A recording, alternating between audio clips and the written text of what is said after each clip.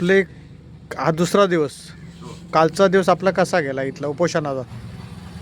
26 जानेवारीपासून उपोषणाला आहे, बसलेला आहे. आज हे उपोषण माझं तिसरं आहे. माझ्या वडिलांनी ते उपोषण केलं, 85 वय होतं त्यावेळेला त्यांचं. आणि आम्ही कृषक पूर आहोत एका क्षेत्राला, सर्वे नंबर आणि दुसरा नंबर 0. अजूनही ते सर्वे नंबर आणि दुसरा नंबर 0 क्षेत्र आहे. आणि ते कृषक पुराचं क्षेत्र असताना, आकारफूट पत्रक असताना त्या क्षेत्राची विभागणी होत नाही आहे, भूमी अभिलेख करून किंवा महसूल विभागाकडून. आणि ते क्षेत्र म्हणजे 1, 2, 3, 4 असे भाग पाडलेले आहेत. आणि 8चा 4 हा सातबारा मूळ मालकाच्या नावाची आहे. मूळ मालकांची एल टिकीट झालेली आहे. एल टिकीटवरती मूळ मालकांनी माझ्या क्षेत्राची विक्री होण्यास माझी हरकत नाही असा जबाब दिलेला आहे. दुसरा मालक गोविंद नारायण पुसाळकर म्हणतोय, माझ्या क्षेत्राचा ताबा दिल्यास आम्ही घरी कसण्यास तयार आहोत, आम्ही ताबा दिलेला नाही आहे.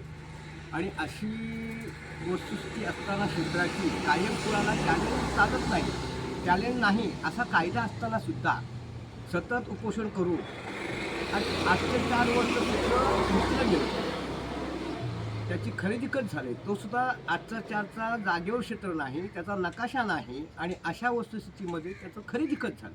बरं, प्रशासनाचे अधिकारी आले होते का आपल्या इथं? काल आलेले अधिकारी हे काल आलेले, पण काल संध्याकाळी आले.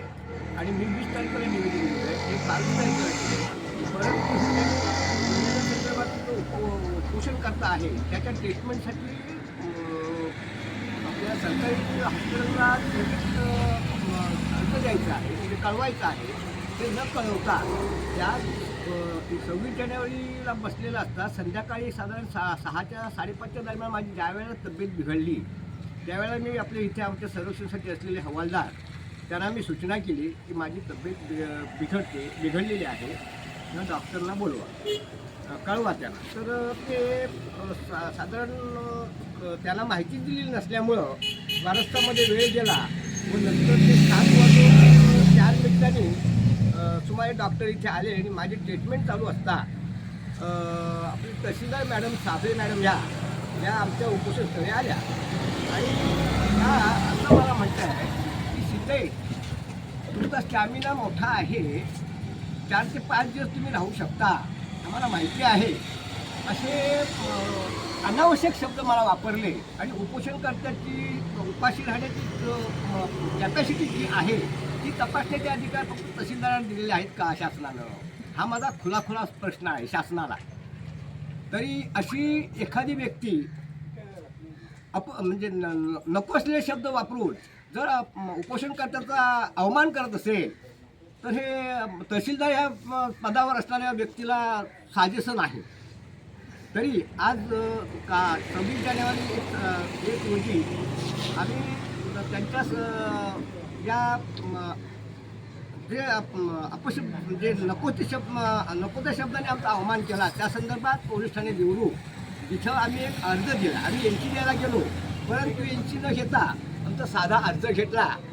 तिथले PSI प्रमुख, त्यांचं नाव काय मला माहिती नाही, परंतु ते म्हणाले तुम्ही अर्ज द्या, त्या अर्जाची रिसर्च चौकशी करून आम्ही एनसीचा विचार करू असं आम्हाला आश्वासन शाब्दिक दिलेलं आहे.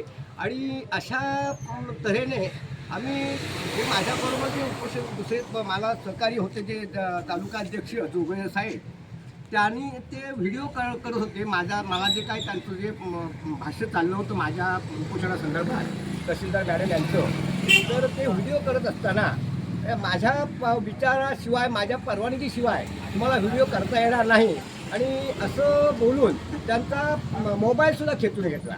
म्हणजे हे एवढं वरच्या पदाला असलेल्या व्यक्तीनं एखाद्या तालुकाध्यक्ष माहिती अधिकाराचा जो असेल त्याला वर्तन देणं हे इष्ट दिसत नाही माझ्या साधा उपोषणकर्त्याकडून. आणि म्हणून आम्ही ती तक्रार दिली आहे. त्याची PSI देवरुख पोलीस ठाण्याचे PSI यांनी पूर्णतः दखल घेऊन त्याची चौकशी करून त्याच्यावर कारवाई करावी अशी माझी इच्छा आहे. व्हिडिओ शूटिंग करताना संविधानाने काय सांगितलेलं आहे काय की करू नये वगैरे? संविधानाचा असा नियमच आहे की व्हिडिओ करून तो अपलोड करायचा आहे, असा नियम. माहिती त्यांना असेल की नाही हे काय मला माहिती नाही तहसीलदार मॅडमना, पण त्यांनी मोबाईल खेचून घेतला हे आमच्या समक्ष झालेलं आहे. एवढं बोलतो. आणि त्याची योग्य ती दखल घेऊन शासनानं अशी व्यक्ती जर आम्हाला इथल्या सहकार्याला जर सहकार्य करत नसेल, लोकांना, प्रतिनिधींना किंवा साधारण सामान्य उपोषणकर्त्यांना, तर मला वाटतं उद्या आमचं काय भवितव्य सरळ होणार नाही असं मला दिसतंय. तरी आमच्या ह्या कृषककुळाच्या क्षेत्राची ताबडतोब दखल घ्यावी व मला निर्णय द्यावा. कारण कृषककुळाचं क्षेत्र जागेवर 8.0 आहे आणि यांनी जे मनमानी सातबारे पाडले 1, 2, 3, 4 हे आपल्या मनाने पाडले. आमचं कृषककुळाचं आकारफूट पत्रक आहे, त्यानुसारच त्याची मोजणी होऊन, कुळांच्या वहिवाटीनुसार मोजणी होऊन त्याचे सातबारे पडणं गरजेचं आहे. हे मी शासनाला विनंती करतो आणि त्यांनाही विनंती करतोय, त्यांनी याची दखल न घेतल्यास मी आमरण उपोषण सोडणार नाही. तुम्हाला योग्य प्रकारे न्याय दिला नाही काय? आत्तापर्यंत हे 4थं उपोषण, माझं 3रं उपोषण आहे. गेल्या वर्षी त्यांनी माझ्या उपोषणाची दखल काय घेतली तुम्ही अपील करा. आम्हाला 11मध्ये जो निर्णय दिला आहे तहसीलदाराने 172 रुपये भरणा करून सातबारासाठी आपलं नाव दाखल करून घ्यावं. क्षेत्र किती आहे? 7.5 एकर. आणि आता जे बोगस सातबारे आहेत ते सातबारे घेऊन त्यांचे प्रतिनिधी काल आले व मला ते पत्र द्यायला आले. त्याच्यावरती मी ते पाहणी करत असताना व 1, 8.1, 8.2, 8.3, 8.4 असे सातबाऱ्या संदर्भातच ते बोलणं मला लिखाण विश्वासमध्ये आलं. आणि 8.4 हा ज्यांनी घेतलेल्या सचिन चंद्रकांत खेडेकर व संगीता भालचंद्र डिंगणकर यांची जी खरेदी कथं झाली बोगस, जागेवर नकाशा नसता, जागेवर क्षेत्र नसता, तर त्यांचीच नावं तिथे पुढे आलेली मला दिसली. सातबारात जागेवर क्षेत्र नसताना सातबाराला. आणि आम्हाला फक्त आमचा लढा जो आहे तो सर्व नंबर आणि सर्व 0 या क्षेत्राची आहे.